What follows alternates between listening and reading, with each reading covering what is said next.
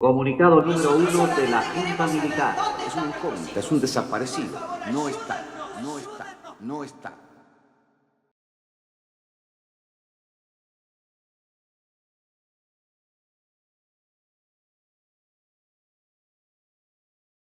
Esto es como la historia en progreso, no es una foto, sino que es una secuencia.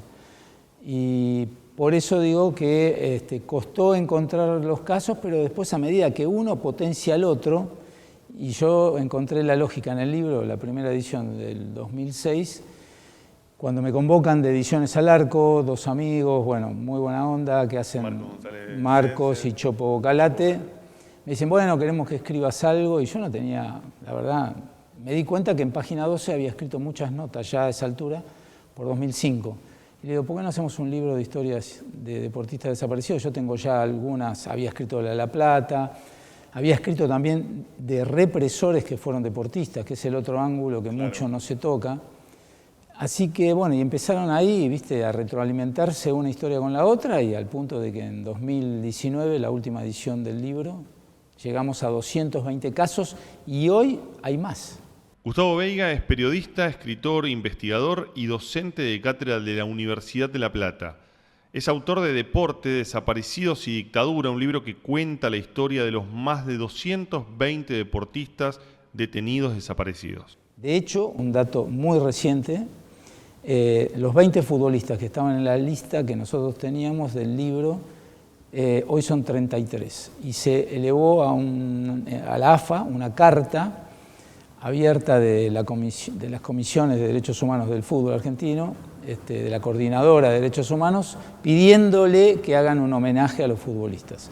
¿Cómo? Se lo pedimos a la UAR, a la Unión Argentina de Rugby, porque los jugadores de rugby son los que en cantidad más desaparecieron, el 70% prácticamente, de todos los deportistas federados, porque bueno, ese es el patrón. Si bien nosotros analizamos que no había muchos que llegaron por ahí a la primera de un deporte, habían hecho un recorrido largo de divisiones inferiores durante mucho tiempo. Seba, ¿quién aparece en las fotos? Aparece mi tío, el arquero Antonio Enrique Piobosa. Antonio. El Tano le decían. El Tano. El Tano Piobosa. Un arquero de Gimnasia de La Plata acá. Arquero de Gimnasia y previamente de Estudiantes. Antes de Estudiantes. Primero Estudiantes. Inferiores en Estudiantes. Se pelea con un técnico. Por lo que supe, le pedían el corte de pelo, que se corte el pelo. Él no quería. No quería. No quería, se resistió y se terminó yendo. Sé que lo fueron a buscar, querían que vuelva, pero no hubo caso. Y al poquito tiempo termina en Gimnasia. Rápidamente termina en Gimnasia. Muy rápido. Porque en el 73 debuta en primera. Era un arquero requerido, porque pasar de Estudiantes a Gimnasia tan rápido es porque algo bueno le habían visto, evidentemente. Sí. Era bueno. Me contaron que era buen arquero. Era de un estilo parecido a Gatti. Bueno, compartió. Compartió el plantel. Fue su arquero suplente durante un tiempo. Fue arquero suplente, exactamente. Y lo reemplazó en 2 partidos. 3 partidos en primera, ¿no? 3 partidos en 2 reemplaza a Gatti. El otro arquero era Guruciaga. Que es el día del debut. El día del debut. ¿Contra? Argentinos Juniors. Argentinos Juniors. Sí. Que los 3 partidos perdió Gimnasia. Bueno. No tuvo suerte. Un detalle. Pero bueno, ese fue el debut. Sebastián Pioboso es el sobrino de Antonio Pioboso, ex arquero de Gimnasia y Esgrima La Plata, el único futbolista desaparecido que jugó en la primera división de AFA. Es también un olvidado por el ambiente del fútbol. Desapareció el 6 de diciembre de 1977. Tenía 24 años. Un arquero del cual tuviste que buscar información para terminar de construir cómo había sido ese recorrido en algún punto. Exactamente, sí. Sí, porque yo no lo conocí.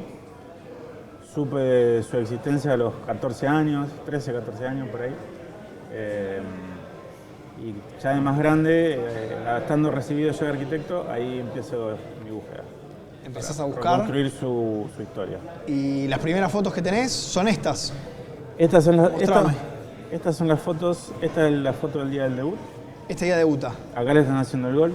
Este es el momento del gol, justo. El momento del gol, sí. Bueno, una foto con un arquero no querría ver, pero está bien. En este caso, sí. Esta es una foto buena. Es un Un documento histórico, Sí. en algún punto. Sí. Importante. Sí. El de los poquitos registros de su paso por primera. Dele primera, el momento del gol, entrando en el segundo tiempo. de aquel Entrando en el partido. segundo tiempo, sí. Reemplazando al titular que se había lesionado. Sí, ¿año? 73. Año 1973. Creo junio, por ahí, junio. Sí, porque están de manga larga. Sí. Junio, Fresco julio, por ahí. estaba. Tu hermano no apareció. No apareció. ¿Hay algo ahí que está en algún punto detenido? Que en el tiempo, una respuesta, la espera a conocer la verdad? ¿O en algún punto...? Se dice que lo tiraban de los aviones. Fueron las personas que le tiraban de los aviones.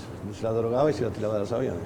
Y esa es la última información La última que información, tenés. una vez, mira, yo te digo, una vez en la revista Gente apareció, cuando fue el terremoto de México, Sí. apareció, estos son los desaparecidos que están en México. Y no era nada que ver. No. Aparecieron nombres a propósito para hacer creer que estaban en México y no estaba nada en México. Edgardo Topo Shapira es hermano de Daniel Shapira, único tenista desaparecido durante la última dictadura. Rankeado entre los 10 mejores tenistas de la Argentina en 3 oportunidades, fue secuestrado el 7 de abril de 1977. Iba a cumplir 27 años. O sea, no nos damos cuenta de lo que fue. No solamente, acá hubo 30.000 desaparecidos. Hubo más desaparecidos que en Chile. O sea, ¿cuál es el tema de Pinochet? ¿Por qué es más recordado? Porque estuvo muchos más años en el poder. Pero en Argentina hubo 30.000 desaparecidos, que digan 10.000. Esto como cuando yo a veces discuto con amigos míos. No, pero ¿a vos te gustaría como judío que te digan que en vez de 6 millones de judíos muertos en el Holocausto te diga que fueron 1 millón? ¿Cambia el número? No cambia el número. No importa si fueron 8.000, 30.000, 6 millones o 1 millón, no cambia el número. Lo importante es que hay un régimen, ya sea en Alemania nazi, en los Prolón de Rusia, que hay un régimen que te oprime, y no importa si son 1 o 10. ¿Quién era Norberto Morresi? Norberto era un pibe que nació en una familia donde tenía un papá que le interesaba la situación social y que de alguna manera le inculcó su historia del peronismo, y que cuando volvió el general Perón, fuimos con él a la plaza a recibirlo, y mi viejo cumplió su sueño de que cuando él decía que él lo único que quería volver a Plaza de Mayo con el general Perón diciendo compañeros. La historia marcó que desgraciadamente un par de años después, en el 76, le desaparecieron a Norberto con sus 17 años y tuvo que volver a la plaza, pero en este caso a buscar a su hijo. Claudio Morresi es exfutbolista de Huracán, River y la selección argentina. Fue secretario de Deportes entre el 2004 y el 2014. Su hermano Norberto, de 17, fue secuestrado y desaparecido. Norberto era mi hermano 4 años más grande, el que me enseñaba a tantas cosas que tenían que ver con, desde ir a hablar con una chica, con mis 12, 13 años, a explicarme esto de que a veces los ricos se hacen muy ricos y eso lleva a que los pobres sean cada vez más pobres, y que de alguna manera eso había que tratar de modificarlo, y tuvo esa vida, esa corta vida tratando que eso sucediera. ¿Usted tomaba conciencia de lo que sobrevenía con el golpe? En algún momento leí que había llegado a hablar con tu hermano de qué podía pasar si se daba el golpe, que se esperaba, ¿no? Porque era algo que parecía... Sí, yo tengo también una charla que estábamos llegando a mi casa, veníamos hablando y ya había producido el golpe. Hacía 2 días que se había producido el golpe. Mi hermano desaparece el 23 de abril de 1976. Y le pregunté, ¿qué pasa ahora, Nor? Y él me dijo, y ahora va a ser peor, ahora va a ser todo mucho peor.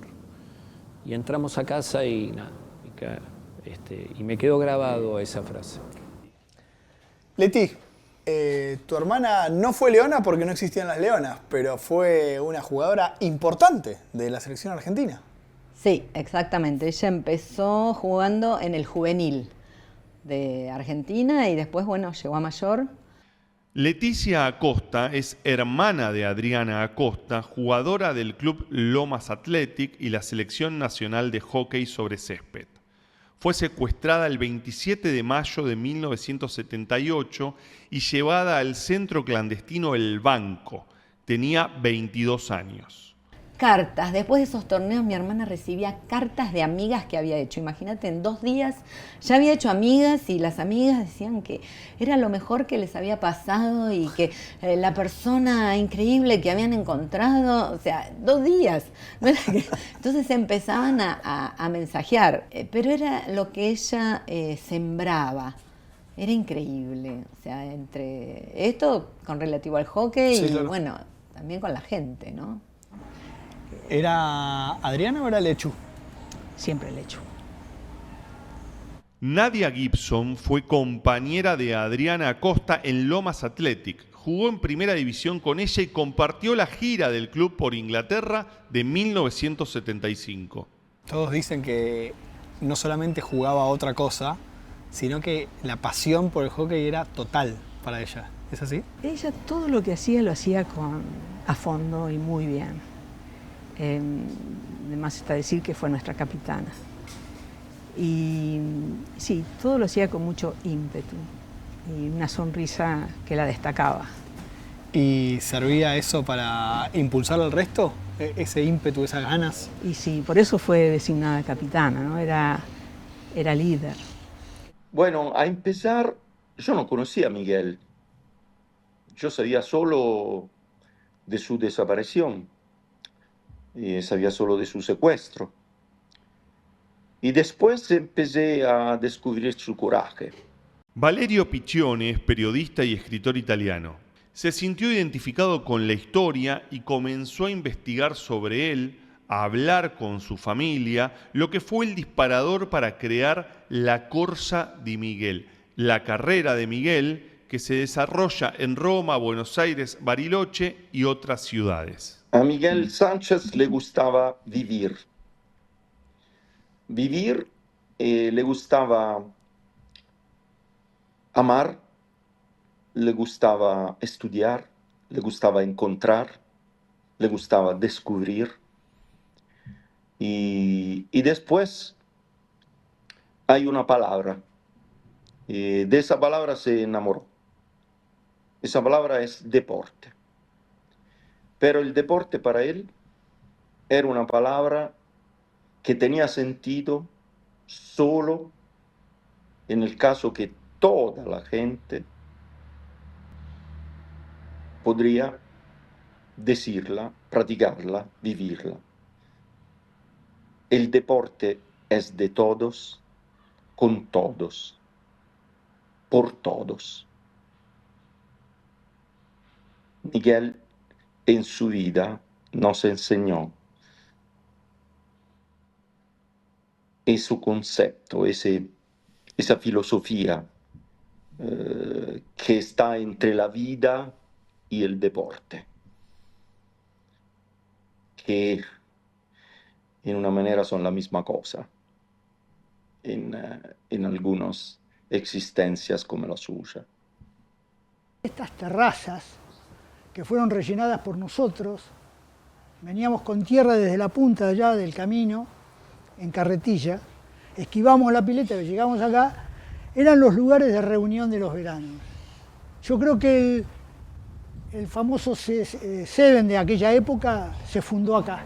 Raúl Barandiarán es un exjugador de La Plata Rugby durante la década del 70, amigo y compañero de muchos de los detenidos desaparecidos del club La Plata Rugby. Los jóvenes de los 60, fines de los 60, 70,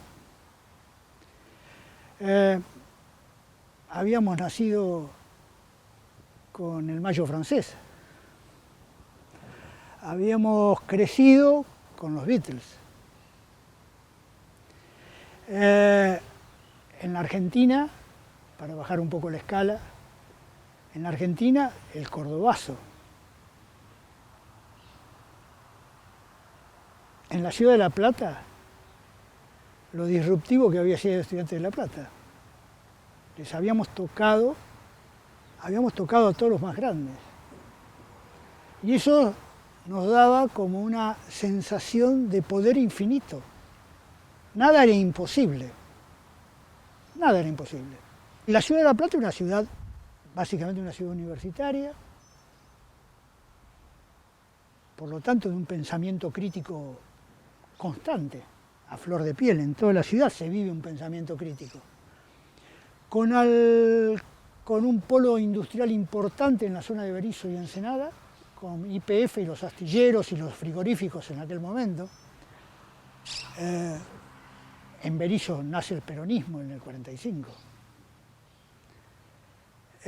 No nace el peronismo, pero el movimiento del 17 de octubre del 45 nace con Cipriano Reyes ahí en la calle de Nueva York, en Berisso. O sea, todo eso es un combo y el pensamiento crítico no podía estar ajeno a todo eso. Los colegios de la universidad tampoco podían estar ajenos a esta. Entonces, en aquel momento no se podía ser un joven sin un pensamiento crítico. Yo identifico equivocadamente, seguramente equivocadamente, identifico algunos bolsones del pensamiento crítico juvenil de aquella época. Yo digo, había algunos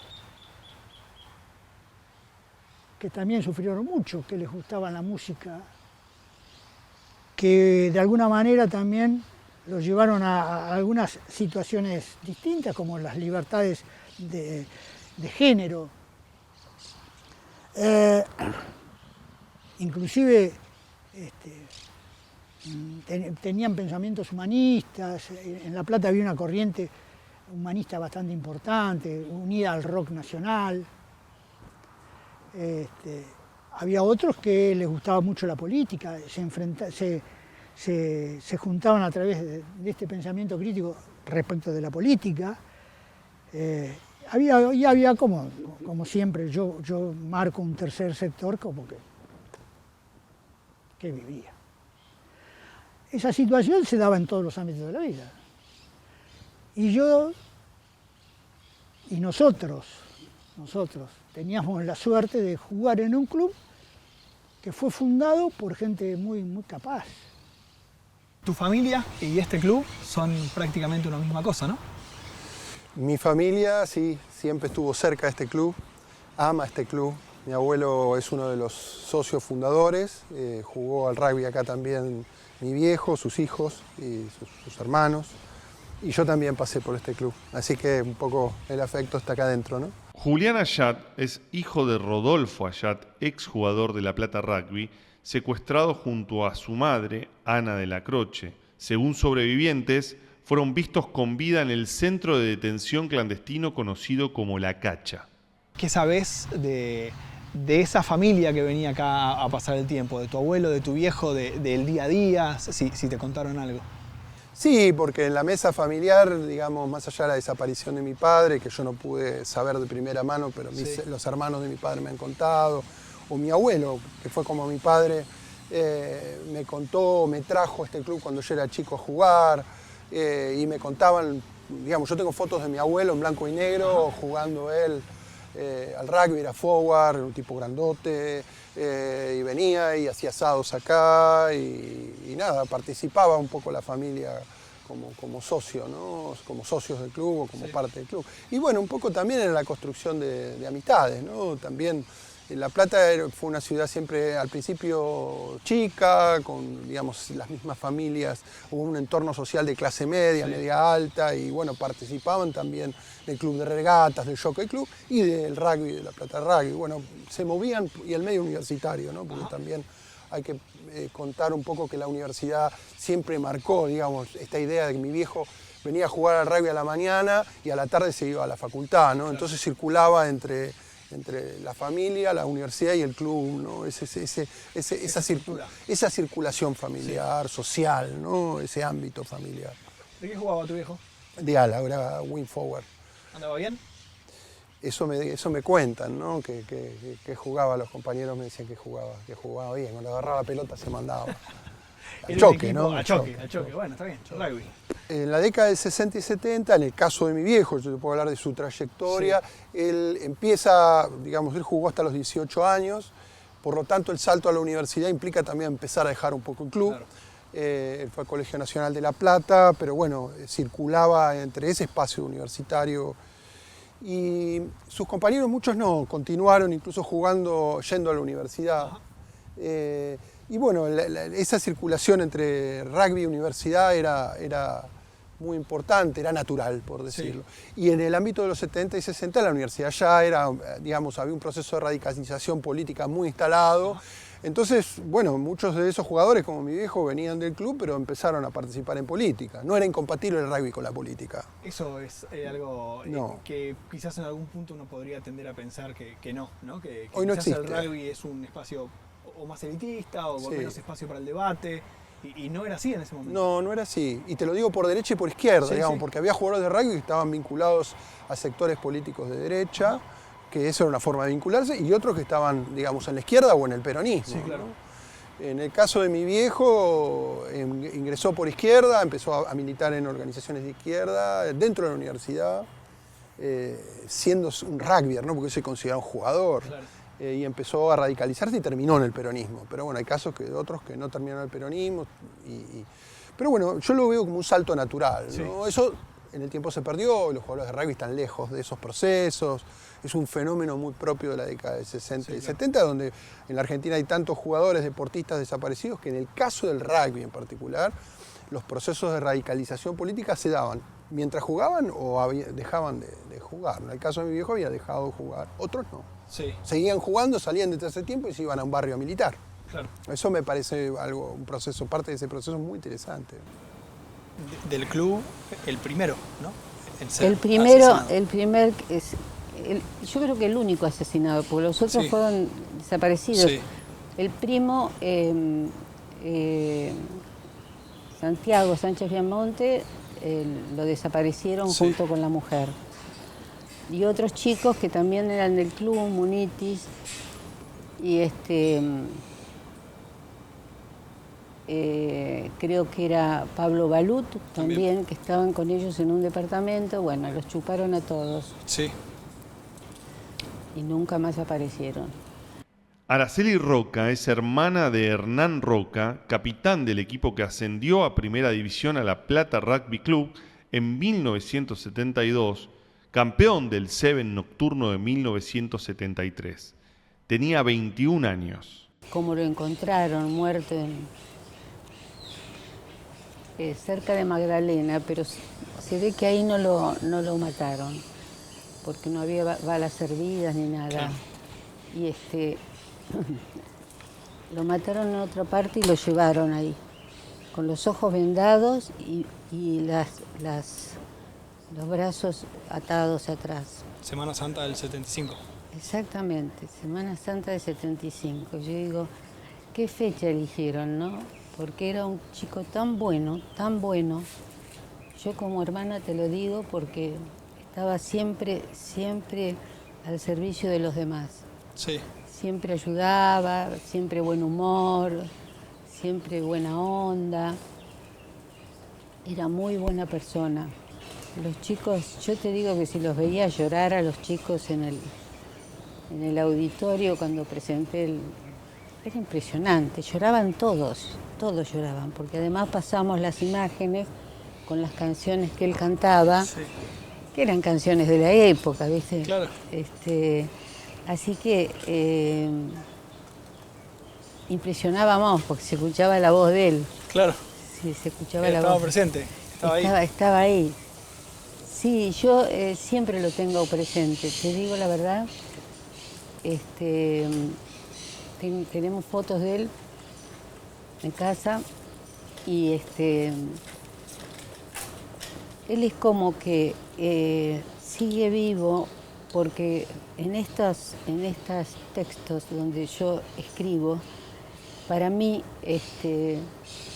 escribir sobre él es no permitir la muerte, es decir, sigue vivo en tanto nosotros lo sigamos recordando. Claro. Si no lo recordamos, es como una segunda muerte.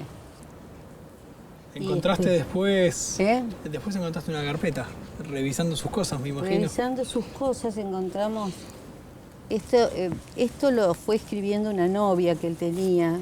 Tenés que tener Ana. permiso. Sí, Ana.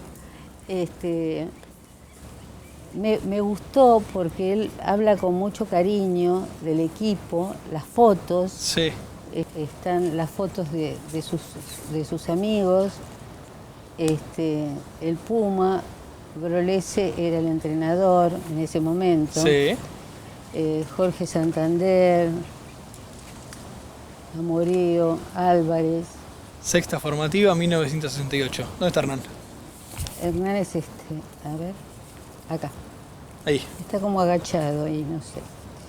Es 69, ahí en el medio. Está corrido. ¿Y recorte de los partidos?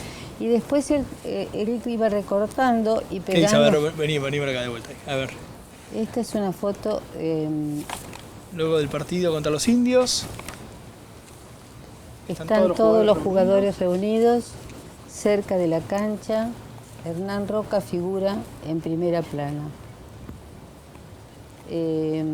Está escrito en tercera persona porque era la novia, ¿no? La que escribía en ese momento. Sí. Esa letra prolija no era de Hernán. Sí. Después siguió, cuando se pelearon siguió ella. Pero hay muchas fotos muy interesantes. Porque él, como era medio crown, sí, hacía la palomita, ¿viste? ¿Salían todas las fotos? Salían todas las fotos y mi mamá lo filmaba. Acá están todos los jugadores, mira, todos juntos. Mirá qué buena foto. Muy buena, esta es de fotógrafo. Este es Mario Barandiarán. Este chico no me acuerdo cómo se llama. Este sí es amigo este es Pablo Balud. Desaparecido también. Sí. Este estaba con Santiago Sánchez Viamonte. Se lo llevaron a los dos. Era un muy buen equipo ese. Era bueno, ¿no? Sí, era muy buen equipo. En la ciudad se hablaba de que sí, era un equipo difícil de batir. Sí. La Plata vuelve a primera, cayó San Luis y ganó Universitario. La Plata ascenderá a División Superior.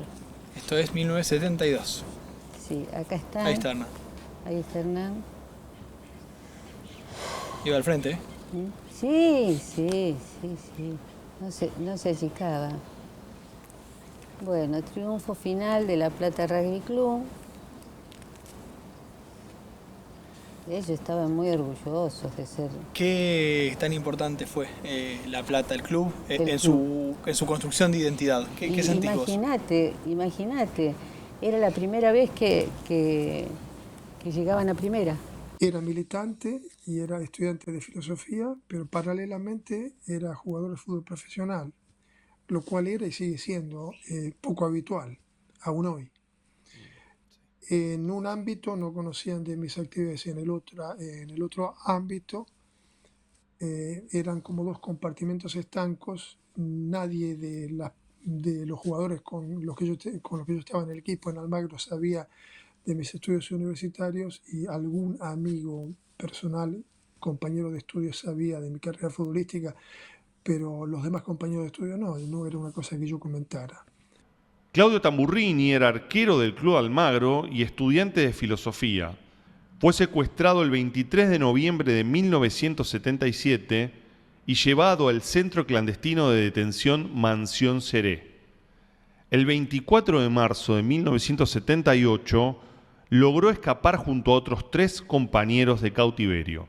En ese sentido, con la excepción de la actividad futbolística, tal vez yo podría decir que era un joven característico, típico de la época, de mediados de la década del 70. Claudio, sí. Lo que transformó la fuga, si la fuga transformó algo, pues simplemente, no en cuanto a ¿qué transformó la fuga? ¿En qué me cambió la fuga? Sin duda no me cambió, no me transformó en mis valores y en mis proyectos esenciales, que siguieron siendo los mismos. Yo creo que fueron incluso reforzados por esa experiencia.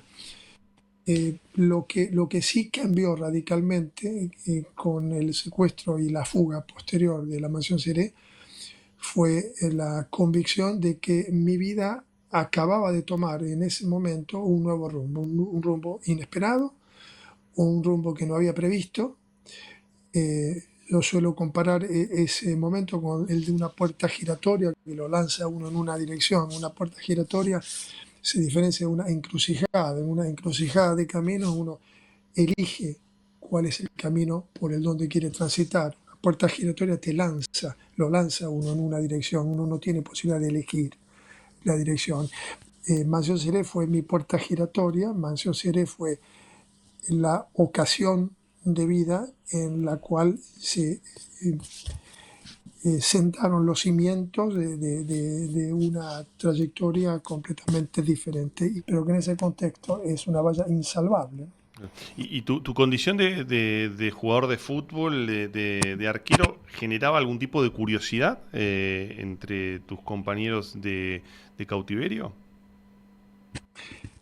Generaba curiosidad entre ellos, interés, y generaba hilaridad y sorna en el grupo torturador. Con mis compañeros de cuarto charlábamos mucho sobre la vida de un futbolista, sobre partidos felices y menos felices que había tenido, que había jugado. Se hablaba mucho de fútbol en general. Y con la patota también surgió el tema fútbol, pero de manera más brusca, de manera más brutal, como un prolegómeno o una introducción a un acto de tortura, por ejemplo. En una ocasión entró la patota, que pasaba periódicamente por todas las habitaciones golpeando a todos sin ningún fin concreto. No se trataba de interrogar a alguien para obtener información como se hacía en forma organizada, en forma metódica, con un cierto ritual preestablecido ya. A veces también llegaba la patota a la casa y por diversión, parecía ser porque se reían mucho, pasaban por los cuartos golpeando a todos los que estaban en los cuartos y después se marchaban. Y en una de esas incursiones entraron a nuestro cuarto, golpearon a mis compañeros. Primero, yo quedé para lo último y se acerca alguien a mí. Yo siento que la persona que se acerca a mí está casi al lado mío. Pongo el cuerpo duro, bajo la cabeza para parar un posible golpe en la cara. Me encorvo un poco para aminorar el impacto de un posible golpe en el estómago. Pero la persona esa, en vez de golpearme, me pregunta me dice: vos sos el arquero de Almagro. Y yo en ese momento, no digo que percibí, pero tuve la esperanza de que esa podía ser una apertura o podía ser un gesto positivo, amigable de este interlocutor forzado. Pero no lo fue así, porque en cuanto respondí que sí, me dijo: entonces atajate este. Me pegó una tremenda, porque yo ya me había aflojado. En ese momento, ante la pregunta, había aflojado el estómago, ya no estaba tan tenso a la defensiva como unos segundos antes, y me dio un tremendo golpe en el estómago que me dobló, me dejó sin respiración por un minuto. Centrándonos en los deportistas, todos con algo en común, que era la militancia, ¿no? O sea, ¿cómo se reconstruyen esas historias a partir de entender que, bueno, por supuesto eran deportistas desaparecidos, víctimas de la dictadura cívico-militar, pero que en rigor eran buscados por sus tareas y su compromiso político y social? Claro, yo digo que hay un antecedente que une a los dos golpes de Estado más cruentos de la historia argentina, el del 55 y el del 76. 21 años de diferencia, pero en el 55 sí se fue por los deportistas, se los prohibió y se los investigó. El genocidio deportivo. Sí, una comisión, la 49, que investigó el patrimonio de atletas comprometidos en mayor o menor medida con el peronismo. Jugadores, por ejemplo, campeones mundiales de básquetbol del 50. Ese tema me interesó estudiarlo y vincularlo con el 76 y obvio que, como decís vos, ya 21 años después no es una persecución por deportistas, ya la Argentina estaba, digamos, en otra etapa, y posguerra fría, incluso o en pleno desarrollo de la Guerra Fría, post Segunda Guerra Mundial, mejor dicho.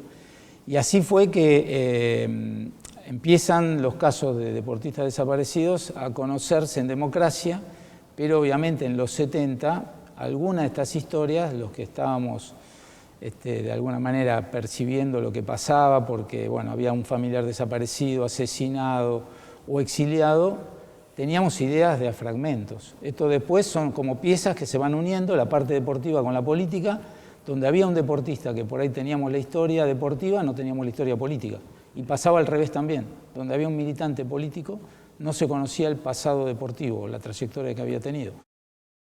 Quizás de forma algo ingenua, alguno podría llegar a pensar que con la exposición que te daba el deporte, podías llegar a estar exento, ¿no? de esa búsqueda de esos grupos de tareas que salían y chupaban militantes de aquí hacia allá. ¿Contabas con eso en algún lugar tuyo? ¿Aparecía esa idea o sabías del riesgo aún a pesar de ser una persona pública que cada fin de semana actuaba delante de miles de personas? Yo no era consciente del riesgo, realmente, debo reconocer.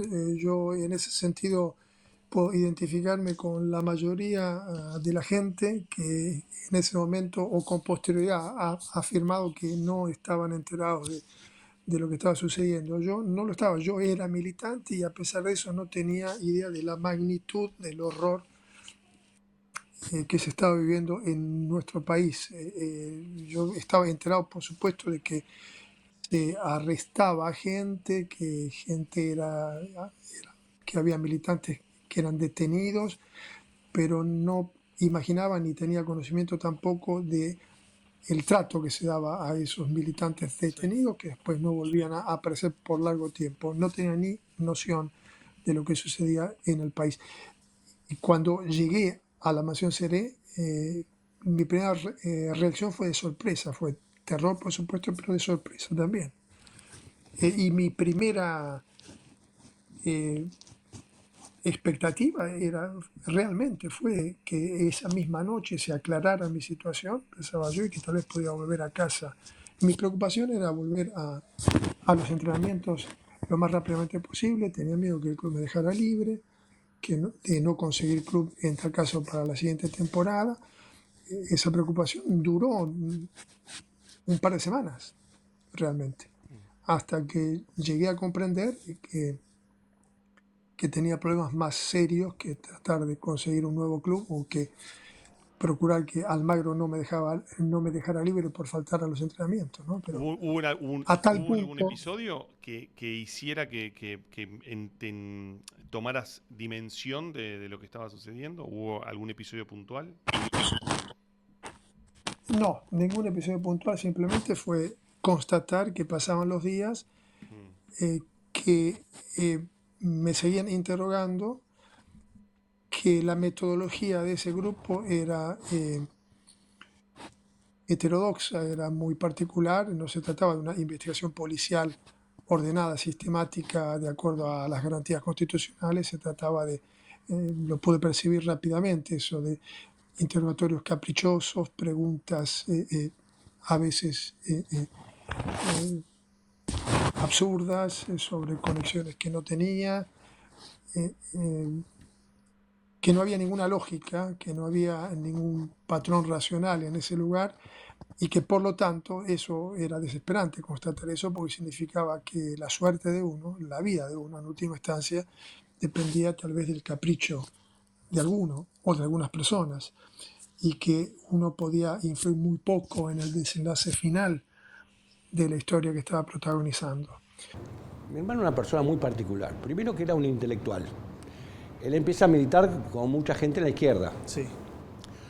Mi cuñada, que fue la esposa de mi hermano, se juntaban con unos amigos en Recoleta y cantaban la marcha peronista. Mi hermano no era peronista y eran, ponele, 20 personas y 16 cantaban la marcha peronista y mi hermano era trotskista. Después con el tema de que a través del peronismo se hace la revolución, mi hermano empieza a militar en el peronismo. Él era un chico que estudiaba la abogacía, sí, Él era ayudante de cátedra encima de Ortega Peña Duhalde. Ortega Peña es el primer muerto por la AAA en el año 74, en Córdoba y 9 de julio. Y Eduardo Luis Duhalde fue secretario de Derechos Humanos en la época de los Kirchner. Aparte daba clase de tenis, un tipo muy sencillo, muy pintón, y empecé a militar. Pero viniendo de una clase media un poquito mejor, él siempre me decía, los que están alrededor mío, lo único que buscan es poder el día de mañana poder. Yo lo único que busco es concientizar a la gente. Él lo que hacía, un trabajo de barrio. Sí, militancia de base. Militancia de base, tratando de hacer en otra forma lo que hacía el padre Mujica, desde otro punto de vista ideológico, tratando de inculcar cultura a la gente. Eso es lo que hacía mi hermano. Obviamente después empezó, todos estaban metidos con la misma vara y empezó, bueno, a la persecución ideológica. Con todo esto de Adriana, yo en los últimos años me he reencontrado con compañeros de ella, del colegio, los que, bueno, tienen mi visión. Y ellos me contaron así un montón de anécdotas de ayuda escolar y de ayudarlos durante la clase y lo que tenían que aprender. La verdad que era increíble, era sin igual. Era parte de su espíritu ayudar. Estaba desde muy chiquito, desde muy chiquita ya le aparecía. Recuerdo que ella iba a una iglesia cerca de mi casa, se había vuelto católica. Tomó la comunión, qué sé yo. Bueno, yo seguía siempre sus pasos, entonces la seguía. Vas a la iglesia, yo voy a la iglesia. Y de ahí me acuerdo que tenía una guitarra, empezaba a tocar guitarra y iban a cantarle a los chicos pobres y juntaban cosas. Pasaron los años, se enojó con la iglesia, o sea, con esa iglesia en particular. Sí. No sabemos realmente qué pasó y yo dije, ¡ay, qué bueno, no va más a la iglesia! Yo no voy más a la iglesia. Sí, fue un alivio. Después ayudaba al Hogar Patiño, eran chicas sin familia. ¿Y de dónde sacó eso? La verdad, ¿cómo conoció al Hogar Patiño? No tengo idea. Pero entonces iba a ver a las chicas todos los fines de semana, a jugar, y a veces las traía a mi casa a cumpleaños. Por ejemplo, era el cumpleaños de mi hermano y traía a estas 2 chicas o a 3 para pasar un buen rato. Claro. Siempre traía cosas así, siempre hacía cosas que tenían que ver con ayudar a la gente. Y en la familia esto era bien recibido, me imagino, ¿no? Era como parte de un todo. Sí, claro, bueno, Adriana era, no sé, la Santa María, la Virgen, todo. Sí, todo lo que traía era positivo, sí. En la familia, sí, obvio. La primera nieta, sí que mi abuela la quería mucho. Claro. Sí, la verdad que era increíble, maravillosa, sí.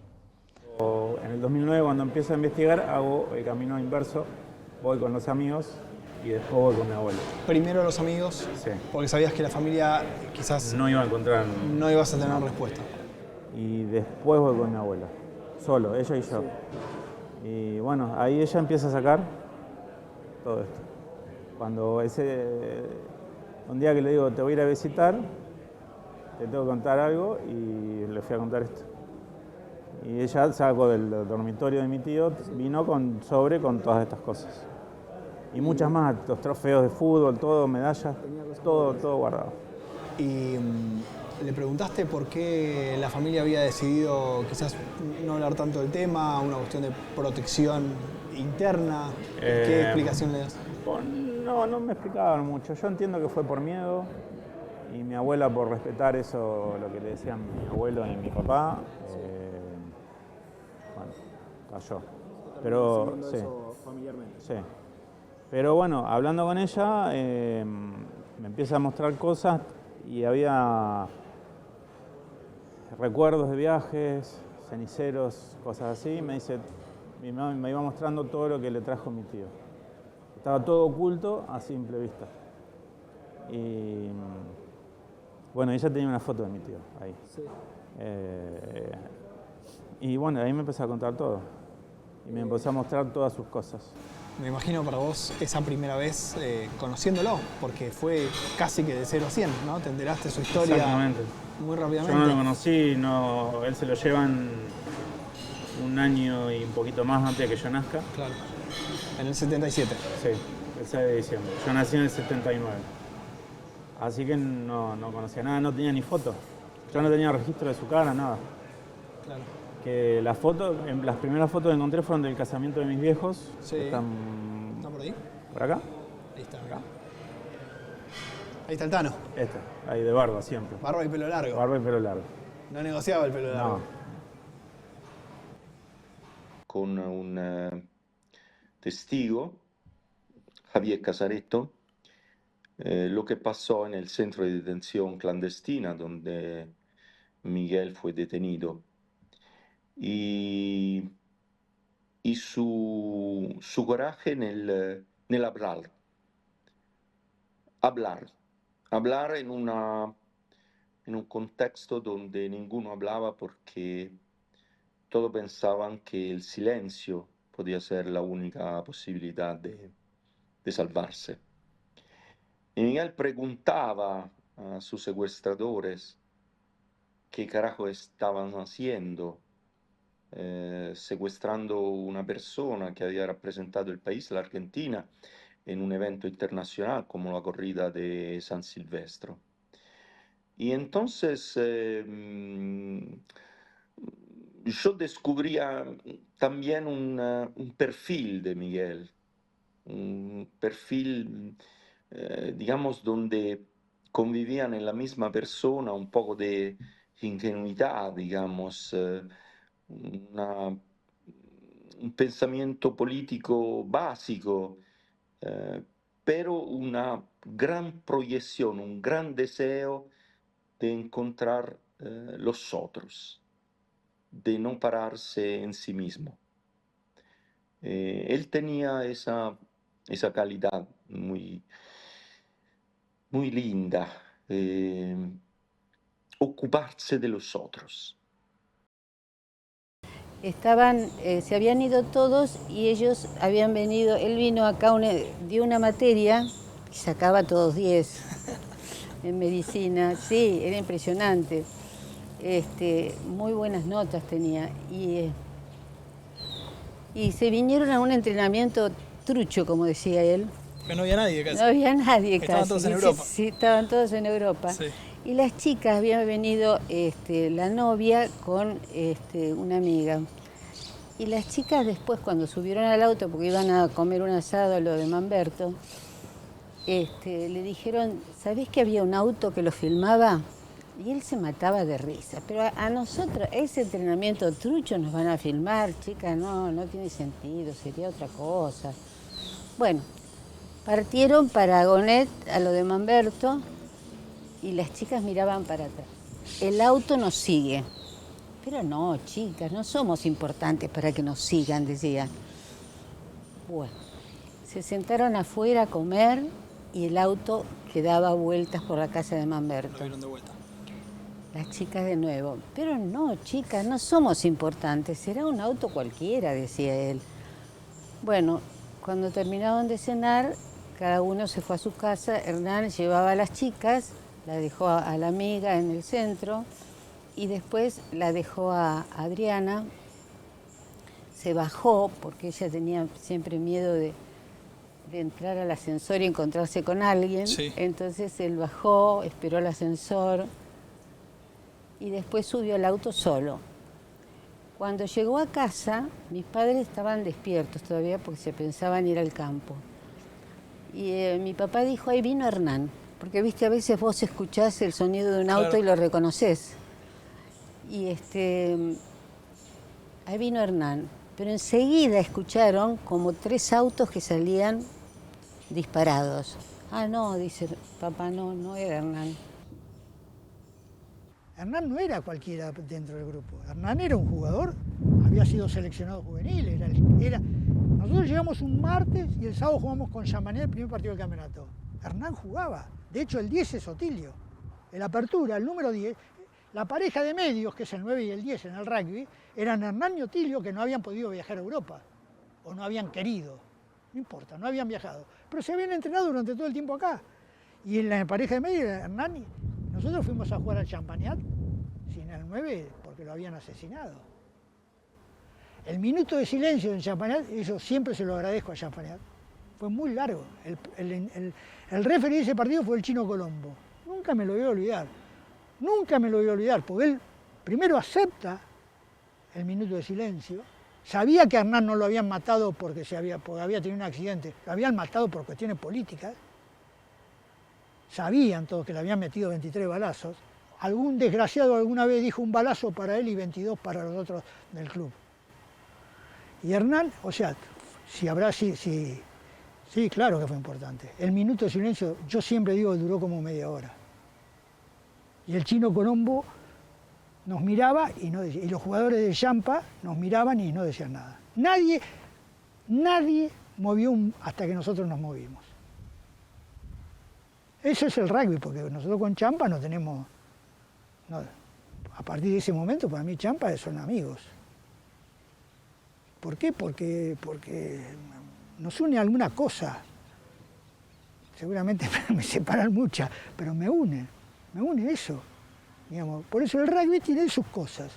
Y ahí si llegamos a ese sábado de abril del 76, estamos a 50 años del golpe cívico-militar del 4 de marzo del 76 y también a 50 años del secuestro de tu hermano. ¿Cómo fue ese día? ¿Qué recordás de ese día con 13 años?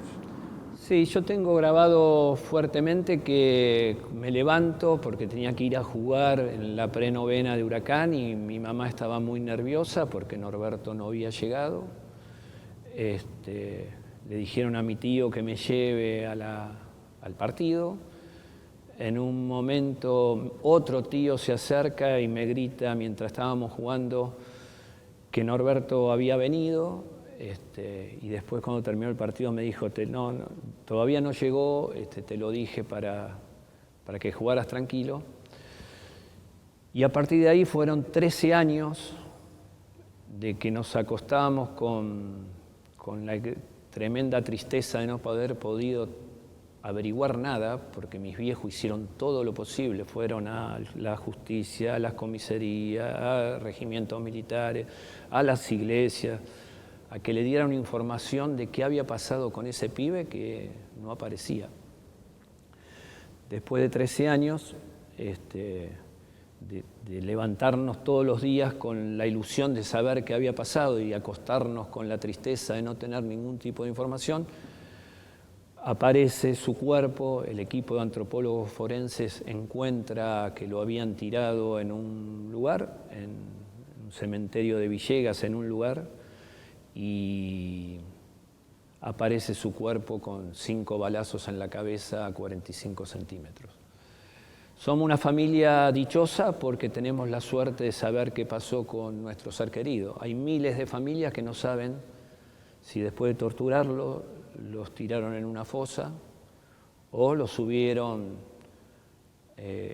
después de torturarlos, primero llevarlo a un centro clandestino, torturarlos, adormecerlos con algo que ellos le decían el pentonaval, que era el quetalar, un somnífero que los adormecían para subirlo a los camiones, de los camiones llevarlos al aeroparque, de ahí subirlos a un avión Skyban, normalmente los miércoles subir a 30 personas, llevarlas a cierta distancia y tirarlas vivas desde los aviones al río primero, cuando empezaron a aparecer cuerpos como los de las monjas francesas o como algunas madres que aparecieron en las costas, decidieron tirarlos más lejos, entonces los empezaron a tirar más cerca del mar.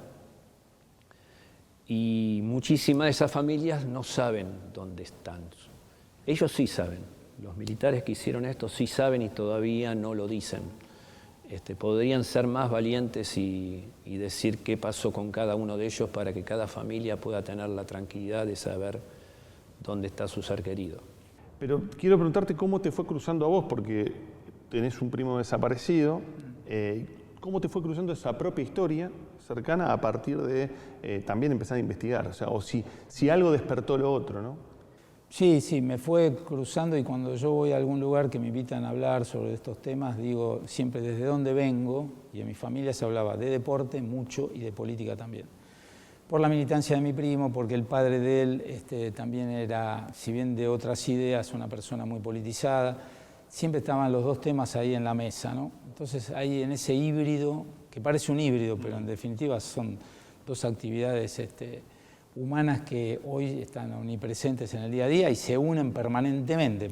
Así que bueno, cuando ella empezó a estudiar en La Plata, Ciencia de la Educación, sí, seguía entrenando, así que se iba a La Plata, bolso, palo, en el tren, en el Roca, iba y volvía durante 2 años. Después esa facultad la intervinieron, se fue y dio el ingreso a medicina en La Plata. Y ahí ya se fue a vivir a La Plata porque medicina era difícil, así que habían alquilado una casita con quien era el hijo de Bonafini, que Bonafini no era conocida en esa época, no era madre de Plaza de Mayo. Y la negra, que era su mujer. Así que los tres alquilaban y mis viejos les llevaban mercadería, la íbamos a visitar, pero ya no venía acá, así que ya el hockey lo había dejado. Él dejó de dar clases y dejó la facultad y va a militar en Córdoba. La JUP es la Juventud Universitaria Peronista, para aquellos que no saben. Sí. Un día le tocan la puerta, él abre, sí, le tiran 3 tiros. Él se salva. ¿En qué año esto? Esto fue en el año 76. Sí. Él viene a Buenos Aires todo en una silla de ruedas para que no lo busquen y ahí se salvó. Pero lo que pasa que ya era un peligro, o sea, todo era un peligro. O sea, estamos hablando, ya había venido golpe, año 76, y mi hermano había recibido ya 3 balazos. Lo fueron a buscar a él, no fue en una situación en la que había otros compañeros. Fue había directamente creo una contra persona él. Más adentro, pero lo fueron a buscar. Fue un ataque contra tu hermano. Sí. A él después del ataque, obviamente se lo comunica a la familia, ustedes se enteran. Nos enteramos, sí. Y él decide no tener contacto con ustedes, como una especie de búsqueda de protección. Sí, pero conmigo tenía contacto. ¿Cómo era eso? Telefónicamente. ¿Todo el tiempo? Siempre, telefónicamente teníamos contacto. No había la interferencia telefónica que hay ahora. Claro. No había, entonces yo tenía contacto siempre con él. ¿Vos lo buscabas a él o él te contactaba a vos? No, él me contactaba a mí, pero yo sí, me contactaba y aparecía para que le lleves las cosas de un lugar a otro. Era una ayuda logística, era una ayuda logística. De tener cercanía y saber En un momento determinado,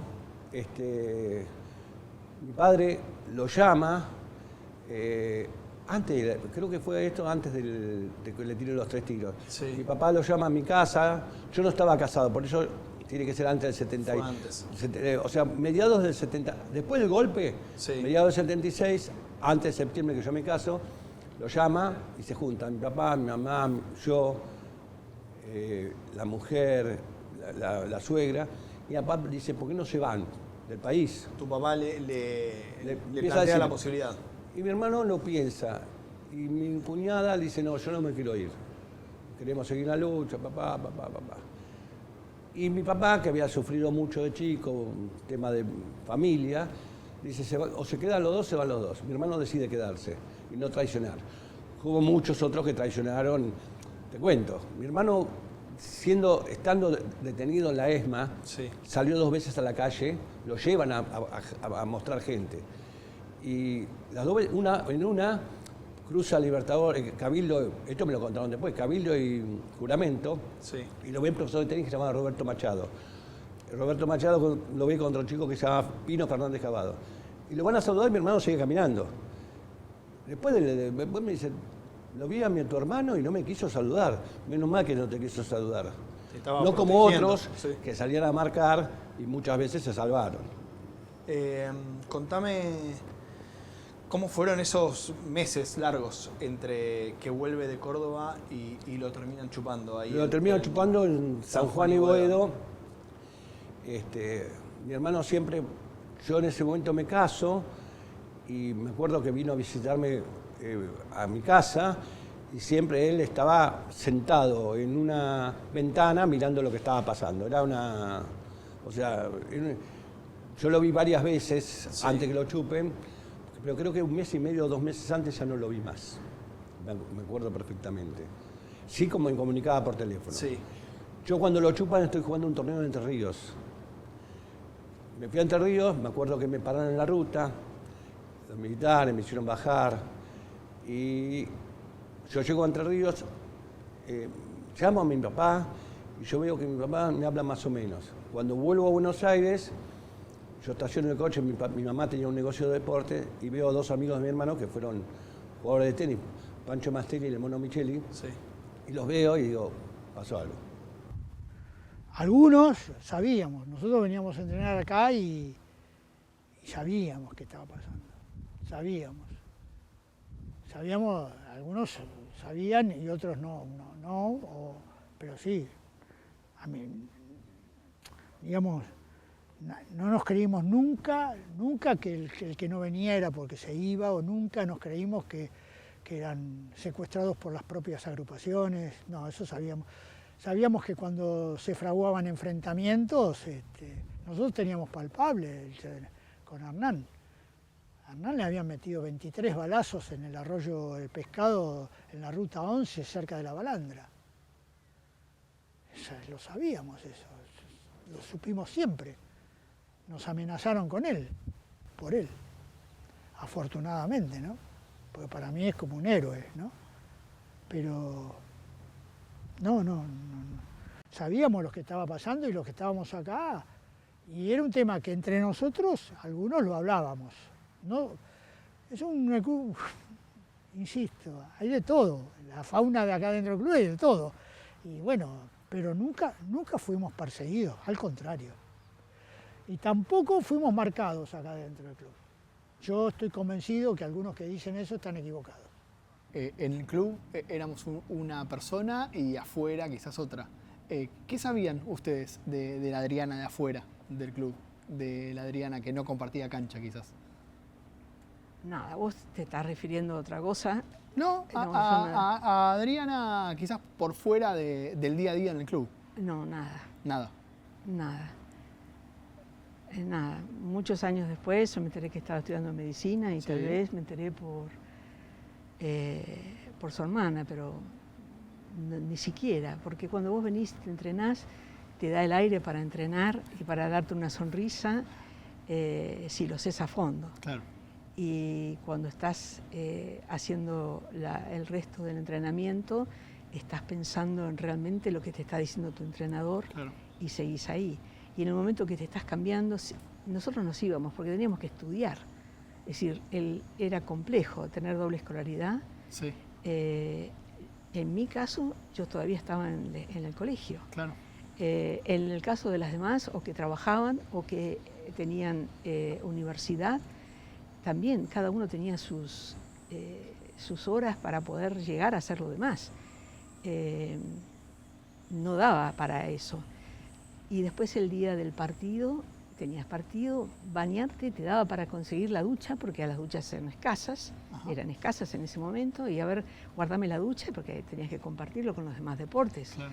Y llegar al tercer tiempo y atender a tus contrincantes, que además vos le estabas dando un tercer tiempo y tenías que hacer la parte social.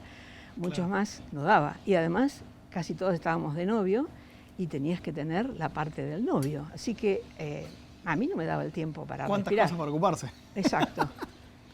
No mucho más que eso. Está muy bien. Era como el espacio de desconexión, el momento de... Totalmente. Pensar en hockey y solo en hockey. Sí. Ella decide venirse a Buenos Aires y dar el ingreso a Ciencias Económicas. O sea... No paraba. Claro. Yo pienso, ¿no? Todo lo que dicen, ay, bueno, pero andaba en algo. Yo no sé cómo andaba tampoco en mucho, porque si vos trabajás, estudiás, no tenés mucho tiempo para hacer mucha militancia, pero se ve que ella sí militaba. Porque, por ejemplo, venía, necesito plata para una silla de ruedas de la madre de no sé quién que está. Bueno, entonces le pedía a mi papá, le pedía a mi tío, le pedía a otro y juntaba la plata para la silla de ruedas, que después devolvía esa plata. No es que la prestaba como una donación, la devolvía. Bueno, cuando ella se vino a Buenos Aires, no volvió a casa a dormir, a vivir, digamos. Ya no sabíamos dónde estaba. Y bueno, hasta que un día no vino. Había en algún punto cierto conocimiento del riesgo, ¿no? Por parte de ella ya sabía que en La Plata habían desaparecido algunos compañeros, Sí, por eso se regresa a Buenos vino, Aires. sí, y por eso no volvió a mi entendía un poco el casa. contexto, ¿no? Sí, entendía totalmente, Sí. y por eso no vino a mi casa a vivir. Y una vez la encontramos en el subte a ella, Sí. y la corrimos. Mi hermano dice, ahí está Adriana. Bueno, que fue ese verano antes de que desapareciera. Y entonces ella estaba ahí, los vio alguien, no lo siguieron, no lo siguen. No, qué sé yo, le dijimos nosotros, nadie nos sigue. Estuvimos un ratito, fue la última vez que yo la vi. Sí. Ya después no la vi más, pero llamaba todos los días a mi casa. Hasta el 27 de mayo de 1978 que nos llamó. Y ahí mi mamá dijo, pasó algo, porque era raro que no Lo llamara. imaginaron rápidamente. Sí. Una de las arquitectas con las que hablé estuvo ese día. Que la desaparición fue porque ese día hicieron los que se lo llevan los militares, el grupo de tareas, perdón, sí, había preparado todo porque buscaban a un amigo de ellos, de mi tío y de su grupo, que estaba escondido. Lo hacen ir al estudio, cuando cae el estudio ya ellos estaban ahí, los tenían a todos separados, hombres de mujeres, para interrogarlos, sí, y este chico cae ahí y ya lo estaban esperando. Lo que me dicen es que cuando interrogan mi tío no habló, no se sabe por qué, si él era asmático, le agarró asma o no quiso hablar, no se sabe, y por eso es que yo supongo que por eso es que él se lo lleva. En un momento dijeron que era por el pelo largo, por la barba, pero todos los que estaban ahí tenían pelo largo.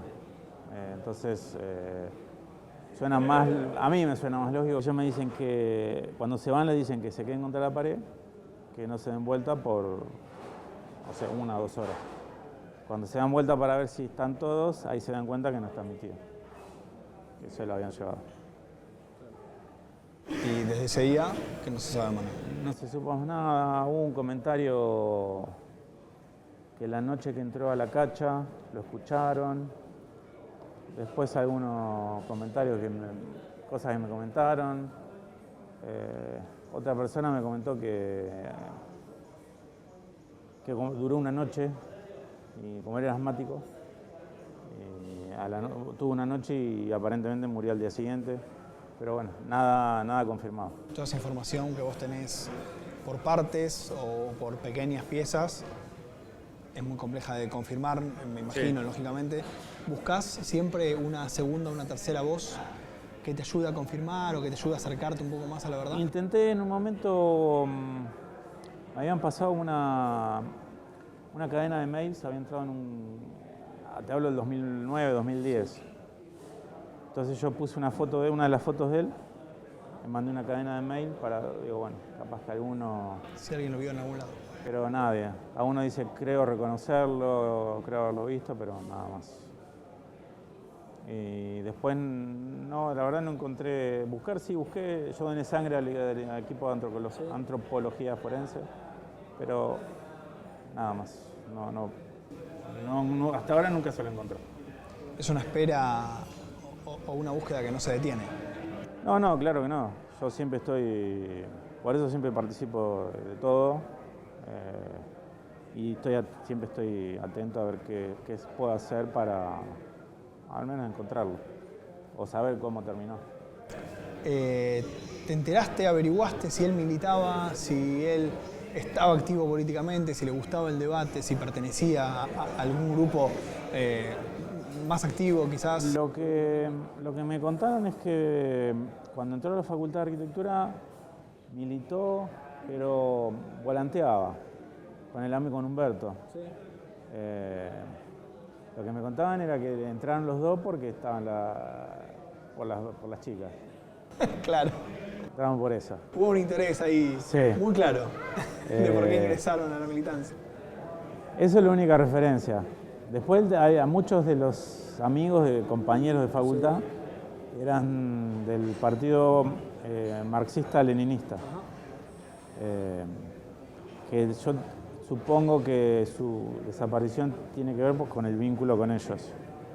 Porque era, o sea, era un vínculo cercano, se conocían, eran amigos, se conocían, entonces yo creo que también ese vínculo hizo que, sumado al que cuando lo interrogan no habló, ha hecho que se lo lleven.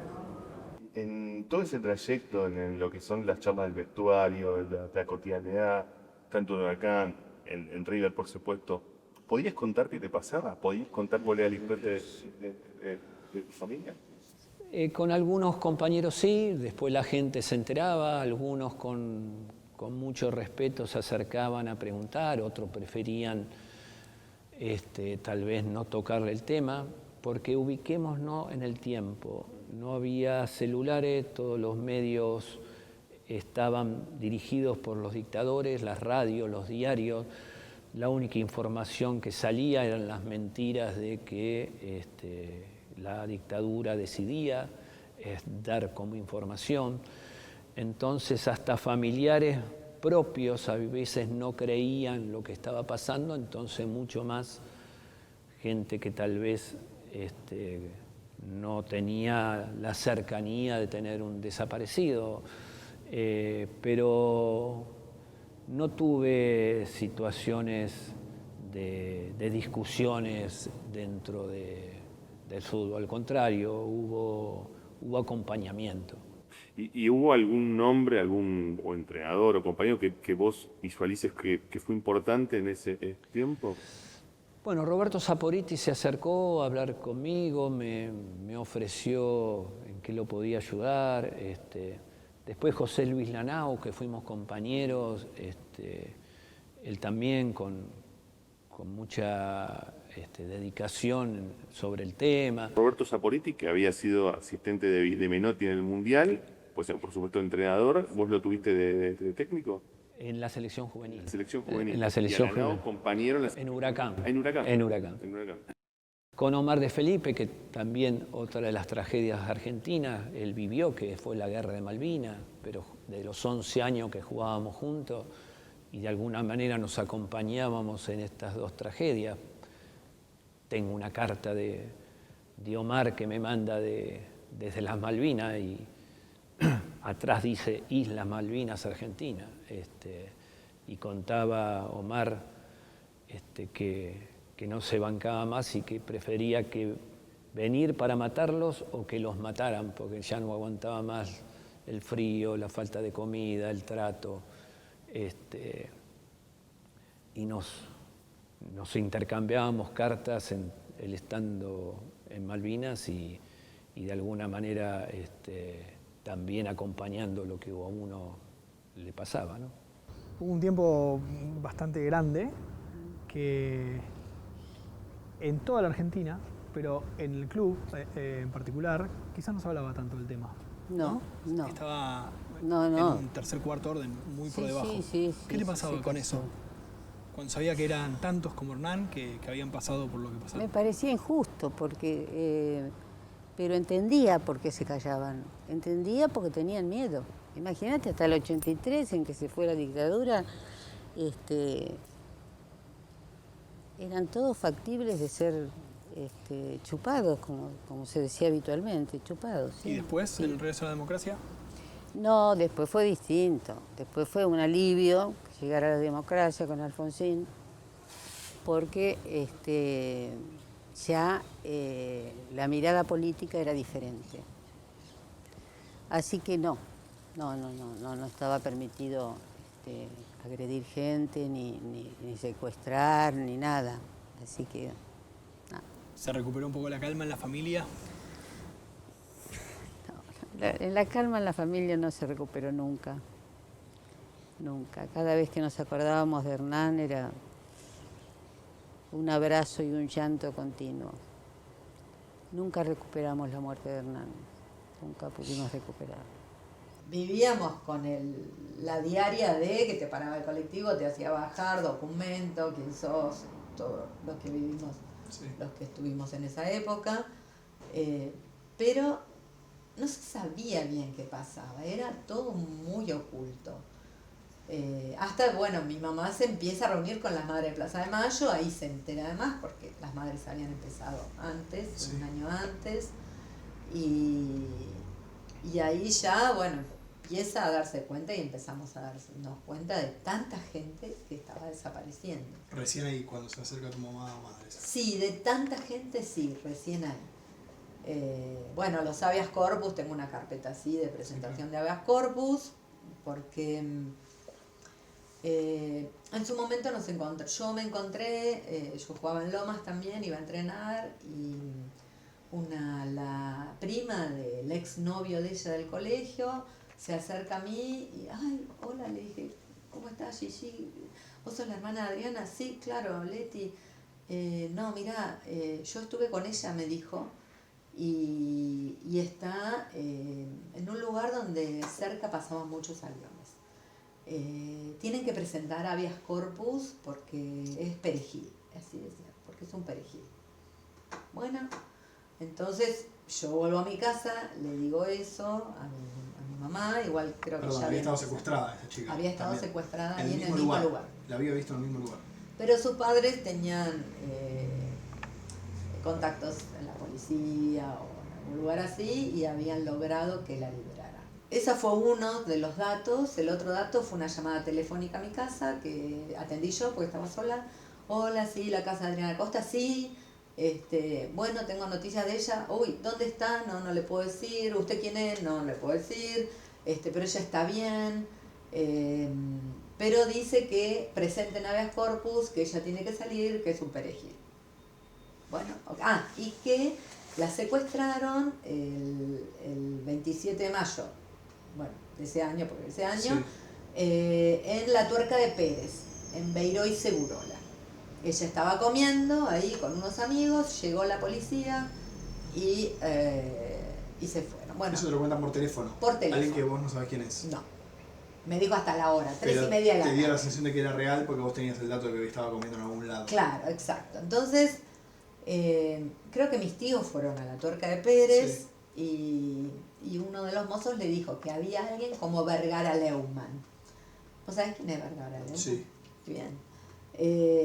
Bueno, y era, creo que el turco Julián era el que se parecía a Vergara Leumann. Sí.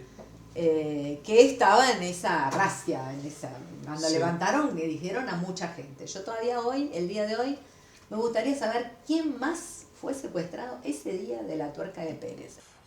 Pero las camadas posteriores, porque mi viejo se habría haber ido de acá en la década del 60, 65, 66, los jugadores más jóvenes que él, sí, en muchos casos estaban jugando cuando desaparecieron incluso, militando y desaparecieron, que es el caso Sánchez Viamonte, Hernán Roca, Balut, digamos, jugadores que estaban militando en organizaciones del Partido Comunista Leninista Revolucionario, el PSML, jugaban al rugby y a la vez militaban muy fuerte y fueron secuestrados y desaparecidos, ¿no?, por el terrorismo de Estado.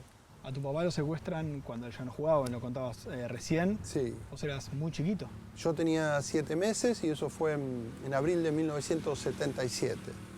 Se llevaron a tu mamá también. Se llevaron a los dos, a mi mamá, a Ana Inés de la Croce y a mi papá, Rodolfo Jorge. ¿Cómo fue la situación? ¿Qué te contaron? ¿Qué sabes? Fue una noche del 12 de abril en el centro de la ciudad de La Plata, estaban en la casa de mis abuelos, ellos sabían que los andaban persiguiendo, digamos, que venían haciéndole un seguimiento y bueno, se fueron a guarecer en la casa de mis abuelos pensando que quizás ahí los milicos no los iban a encontrar y efectivamente los encontraron, los fueron a buscar, estaban mis abuelos presentes, yo estaba también. Y bueno, les pusieron unas capuchas, los separaron de mis abuelos, de mí, de mi tía y se los llevaron a ellos. Y no se supo más nada, fue un secuestro donde fueron trasladados a un campo de concentración que después nos enteramos por algunos testigos que sobrevivieron que fue un campo que se llamó La Cacha, que funcionó en la órbita de la cárcel de Olmos, de acá de La Plata, y que fue un centro clandestino por el que pasaron muchas personas y que se desmanteló antes del Mundial, del 78. ¿Qué te pasaba ahí con el fútbol y con ese mundial? Ahí adentro se hablaba del Mundial, se hablaba, como ya dije antes, se habló de la visita de la Delegación de Derechos Humanos de la Organización de Estados Americanos. Lo veíamos como una posibilidad, lo veíamos como un hecho esperanzador y veíamos el Mundial también. Teníamos expectativas no solo deportivas en cuanto al Mundial, Claro. sino también en cuanto a la posibilidad de que mejorara nuestra situación, que se aflojaran un poco las duras condiciones de cautiverio en las que estábamos. Eso dentro de la mansión Seré durante mi cautiverio. Luego vino la fuga, 24 de marzo del 78, la noche del segundo aniversario del golpe.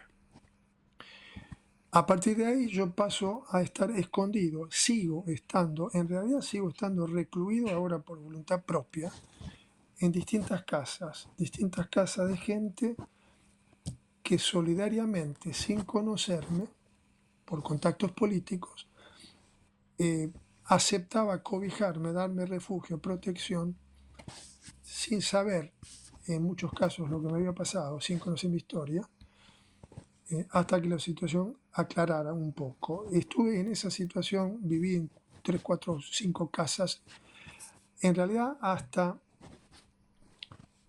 después de la final, es decir, del 24 de marzo del 78 hasta el final del Campeonato del Mundo. La primera vez que salí a la calle, o la primera vez que no resistí el empujón, a veces incluso físico, que me daban las personas en cuyas casas yo vivía para que saliera al espacio exterior, fue la noche del triunfo contra Perú. Irónica y casualmente. La gente salió a festejar. Argentina pasaba a la final. Y ahí me atreví, instado por mis anfitriones, los dueños de casa en donde yo vivía, a salir a la calle con el argumento de que iba a haber tanta gente en la calle festejando que la posibilidad de que alguien me viera y me reconociera era prácticamente inexistente. Y así lo hice. Salí con ellos, fuimos hasta el centro y comprobé, sí, fehacientemente, comprobé que había un mar de gente. Me sentí seguro entre la multitud por primera vez durante más de medio año a esta altura. Comprobé que el proyecto de la dictadura, que consistía en lavar la cara internacionalmente del régimen ante el mundo, presentando un país ordenado, un país libre, los argentinos como derechos humanos, como decía la propaganda oficial entonces, ese proyecto que la dictadura tenía en relación al Mundial había sido frustrado por la movilización espontánea de la gente festejando. El Mundial que la dictadura armó para autolegitimarse internacionalmente, sobre todo, le fue arrancado de las manos prácticamente por la gente movilizada en la calle. Bueno, siempre surgen frases. Una de Menotti era decirle a los jugadores: jugamos para la gente, no para los militares. ¿A la distancia sentís un poco eso, vos que además fuiste jugador de fútbol? Sí, sí, porque ellos jugaban para la gente, los cantantes cantaban para la gente, los escritores escribían libros para la gente. Por supuesto hubo, tanto en cantantes, escritores, y hasta el mismo Menotti, la decisión de, el caso de Menotti, firmar una solicitada que pedía para que se supiera qué había pasado con los desaparecidos. Y eso tenía un valor sumamente importante para las familias que tenían un ser querido desaparecido. Así que nunca lo involucré a la selección argentina como que fue un acompañante de ese gobierno de dictadura. No. Ellos jugaron para hacer feliz a la gente, le hicieron feliz la gente, hasta en los centros de tortura, cuando jugaba Argentina no se torturaba.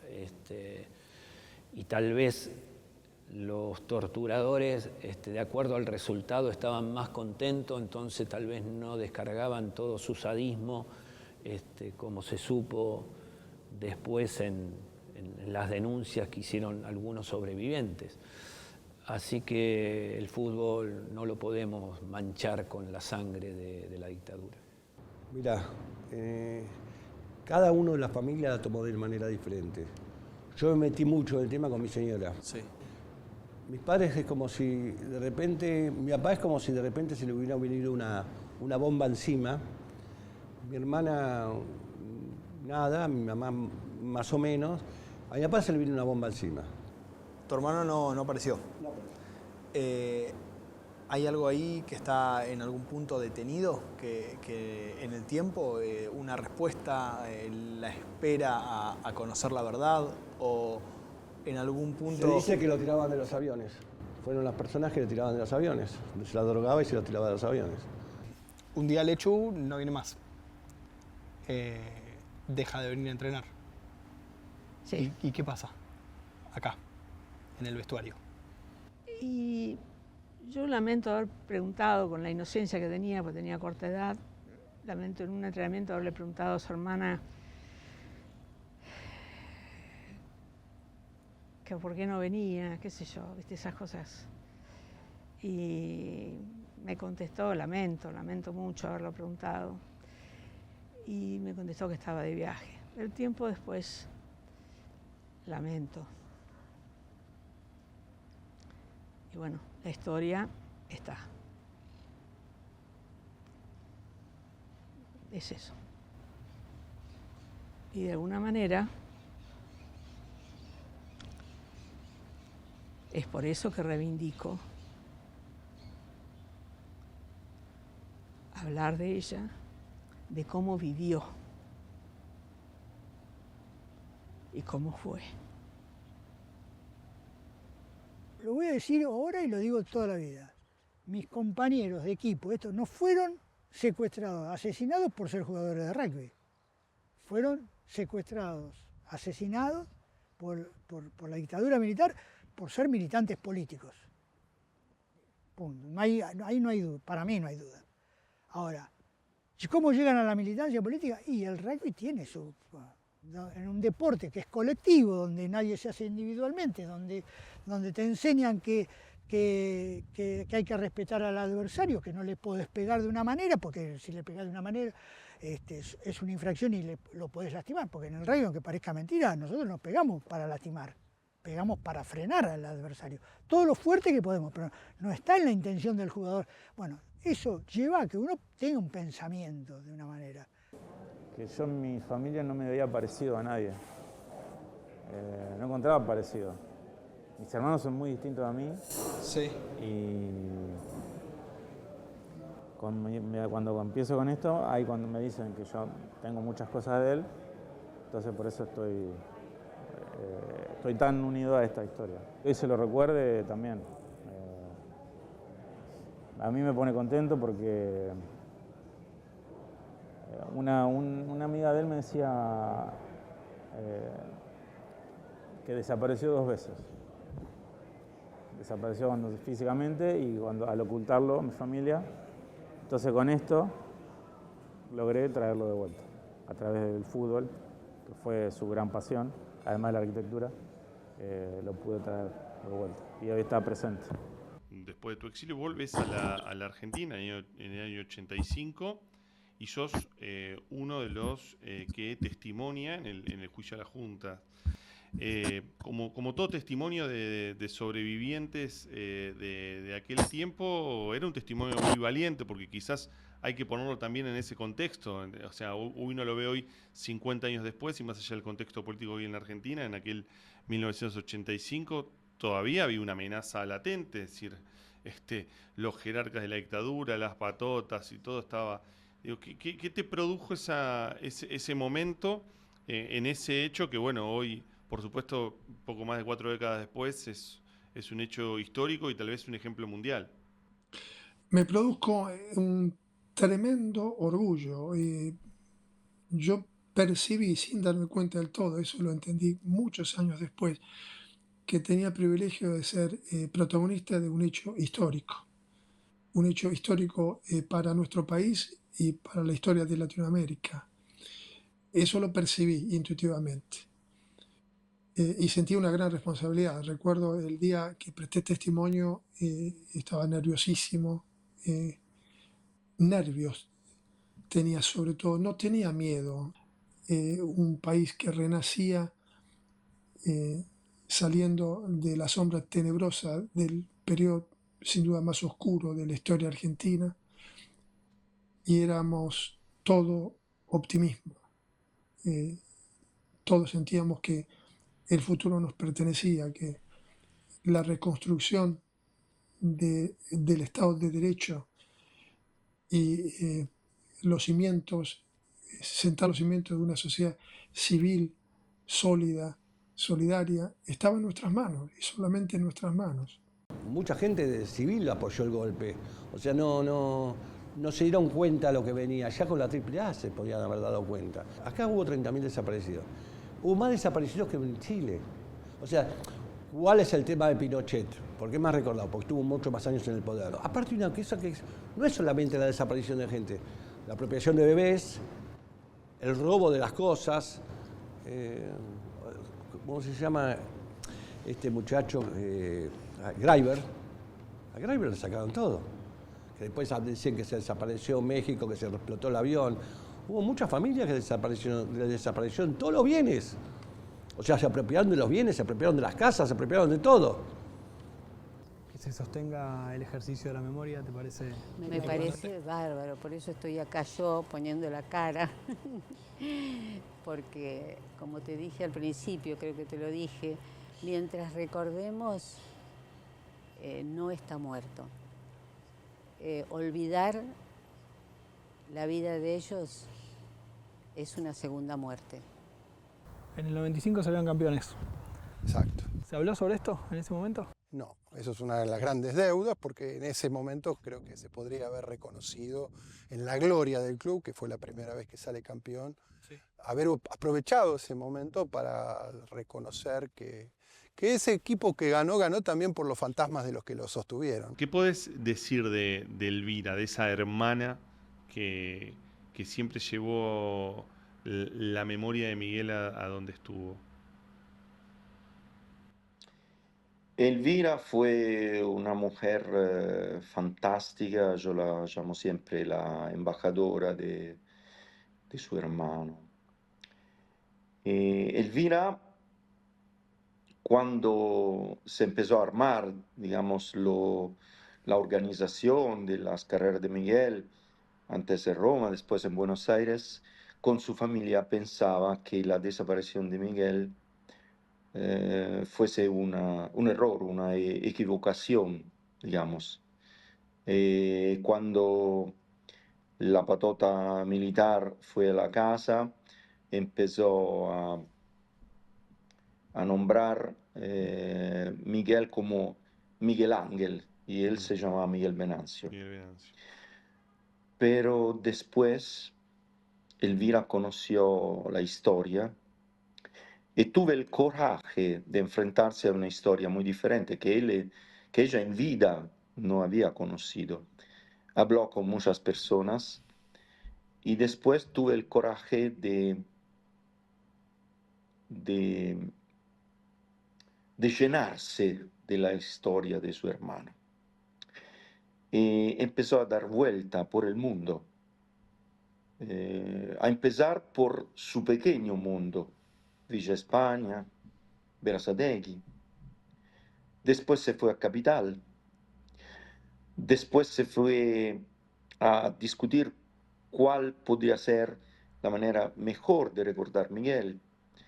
Después, con su bolsita llena de volantes, empezó a construir una memoria, una nueva memoria. Y después se fue a Roma varias veces. Yo recuerdo la primera vez que Elvira fue a Italia, en un lugarcito, en un pueblecito cerca de Turín, que se llama el lugarcito Pinerolo. Estuvimos en una iglesia y antes el debate con Elvira, fue proyectada La Noche de los Lápices, la película. Y entonces, a la fin de la película, hubo un silencio tetro, terrible, que duró un minuto, más o menos un minuto. Ninguno sabía qué hacer, ninguno encontraba palabras. Ella se levantó y empezó a decir a todas las chicas y los chicos que estaban ahí, al cura, a mí, ahora, dijo, empieza una nueva historia,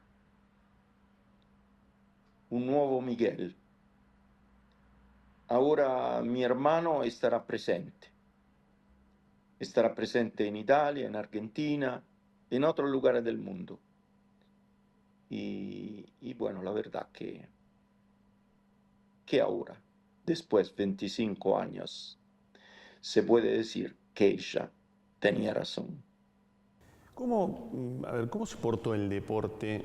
Cuando hablo del deporte hablo en su institucionalidad, si querés, respecto de estas historias. Recién mencionabas lo de los rugbyers y la UAR, la AFA y los futbolistas.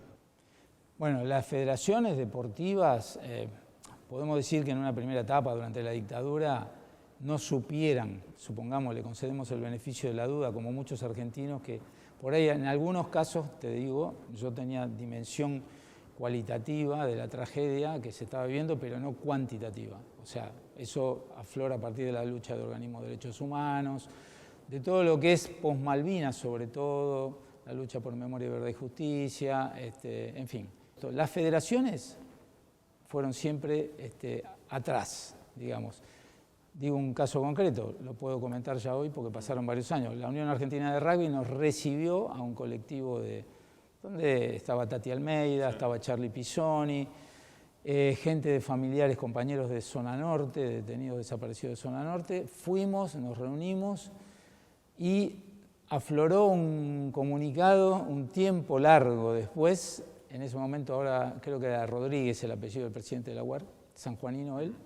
Sacaron un comunicado genérico, digamos, como para salvar las formas. La AFA no hizo absolutamente nada más allá de algún comunicado y no quiero ser injusto, tal vez alguna federación de un deporte de menos desarrollo pudo haber hecho cosas, pero son pocas, desde ese lugar. Pero nosotros venimos sufriendo el 50 aniversario el año pasado porque se cumplió el 50 aniversario del asesinato de Hernán. Porque el año pasado, cuando de alguna manera conmemoramos el 50 aniversario de la gira, también estábamos acordándonos de Hernán. Digamos, cuando hicimos el asado acá, en marzo del año pasado, Hernán estaba con nosotros. Así como otros compañeros que fallecieron por cuestiones naturales, estaba él. Y a mí me pone, ¿cómo podría decirte? Me emociona, capaz que en lo que estamos haciendo me emocioné. Dejo emocionarme, mis amigos, algunos me dicen el malo, entonces me emociono porque tengo la posibilidad de emocionarme. Yo creo haber sido un buen amigo, creo que la historia me metió en este lugar, que yo tengo que contarlo, porque eran buena gente. Podás pensar lo que quieras. Pero siempre decimos que estarían con nosotros acá comiendo. Y eran buena gente. Nadie... Yo coincidía en grandes rasgos con su pensamiento crítico. Coincido. No tomé el mismo rumbo que ellos, bueno, por eso estoy vivo. Y siempre me pregunto si estoy vivo por inteligente o por cobarde. Y nunca lo resuelvo. Perdón. La vida me puso en este lugar y estoy absolutamente convencido que lo tengo que hacer. No lo hacen todos y no lo hacen otros. Pero bueno, tampoco cada uno toma este tema como puede. Como puede. Yo lo voy a contar hasta que me muera. Me dijeron que me cuide. No me voy a cuidar.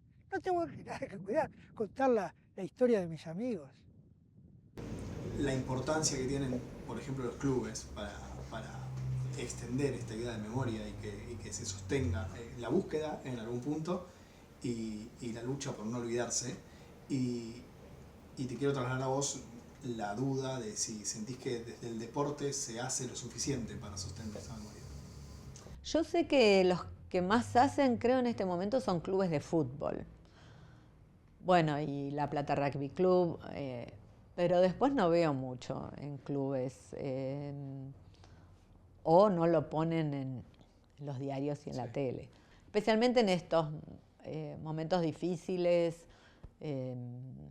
que necesitas saber la historia, no se sabe bien la historia. O sea, la gente nueva no conoce tanto como digamos la edad de mi hijo, que también nació en democracia. Hay muy pocos lugares donde se hacen cosas para la memoria y es una lástima.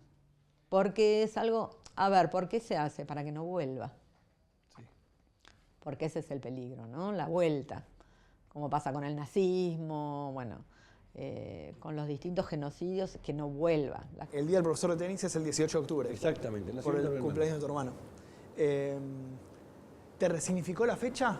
Que se ponga ese día como un día de celebración. Me pareció importante. Y que todos los años, el día de su cumpleaños, la gente lo recuerde. Sí, lo recuerda, me llaman, me escriben.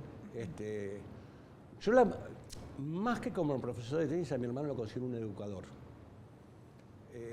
No un educador en el sentido de educar, sino de cómo una persona debe conservar sus ideales y valores a través del tiempo. Mi hermano me enseñó a ser ético. Mi hermano era una persona totalmente ética y transmitía educación, cultura. Así como pasó con mi hermano, con los rugbyers de La Plata, con Suárez, sí. Sánchez. Sí, con Sánchez, con Miguel Sánchez. La reconstrucción del deporte empieza con Miguel Sánchez, la primera persona. Sí, es importante porque eran deportistas. Más allá de su militancia política, ideológica, eran deportistas.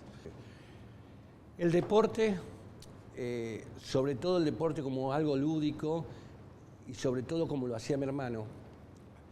¿Por qué se celebra el Día Nacional del Profesor de Tenis? Porque mi hermano no enseñaba tenis solamente, enseñaba cultura, educación, aprendizaje.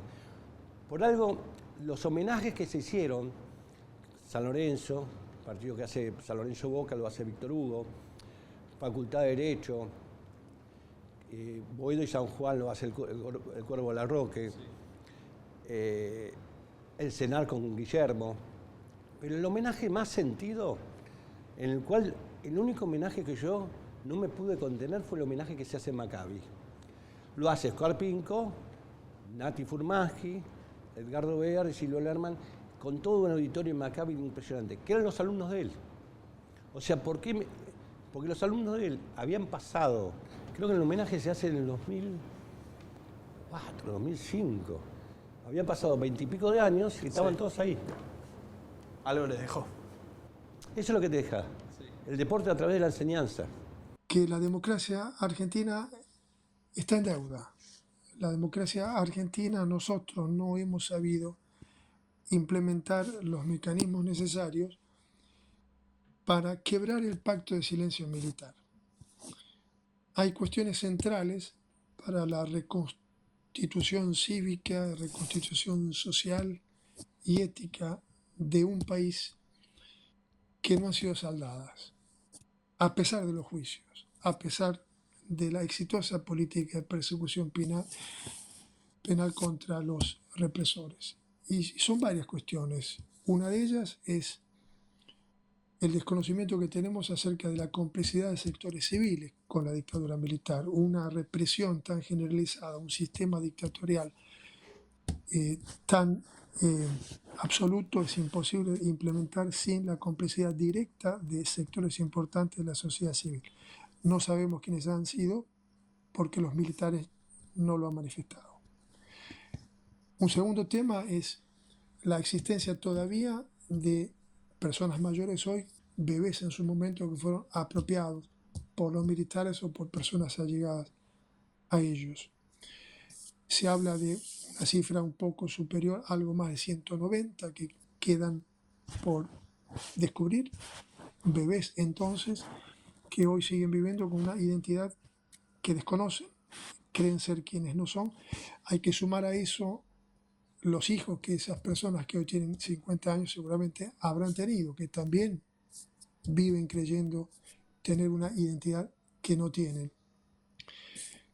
Durante los 33 años de democracia de los cuales hemos gozado, que hemos tenido, se han conseguido recuperar aproximadamente 200 y pico de identidades. Eso da una ratio de 6 casos por año. Es simplemente sacar la cuenta y ver cuántos años más nos llevará llegar a recuperar la última identidad de los bebés apoderados, ¿no? Para utilizar un término un poco drástico, yo diría que hay que acelerar el rescate, incrementar los tiempos, porque nos estamos quedando sin tiempo, simplemente. Eso se hubiera podido conseguir si se hubiera ofrecido a los militares un modelo de negociación penal, y en vez de condenar a militares septagenarios a 35 años de cárcel, como si fuera biológicamente posible cumplir esas penas, se les podía haber ofrecido rebajas penales a cambio de información útil sobre estas cuestiones, como también sobre una tercera cuestión, el destino final, los restos de los desaparecidos, que son miles y que no sabemos en dónde están. Los familiares, los deudos no tienen todavía un sitio donde poder honrar a sus familiares desaparecidos, asesinados por la dictadura, y dejarles una flor.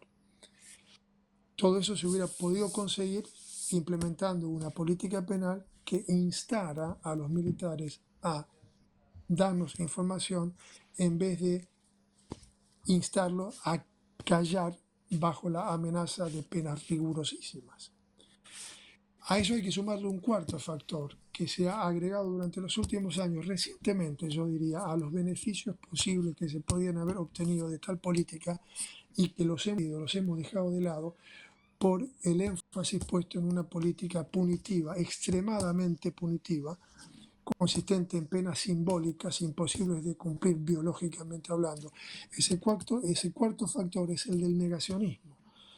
Y en ese momento, a principios del nuevo siglo, 2005, 2004, cuando se reiniciaron los juicios contra los represores, se hubiera negociado penalmente con ellos, se hubieran obtenido entonces condenas formalmente ratificadas por los inculpados, por los imputados, que hoy serían irrefutables desde el punto de vista documental.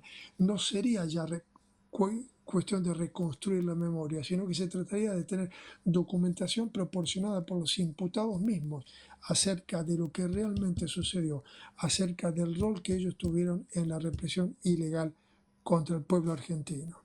Ese cuarto beneficio lo hemos sacrificado también por pretender seguir dictando penas simbólicas imposibles de cumplir por simples factores biológicos.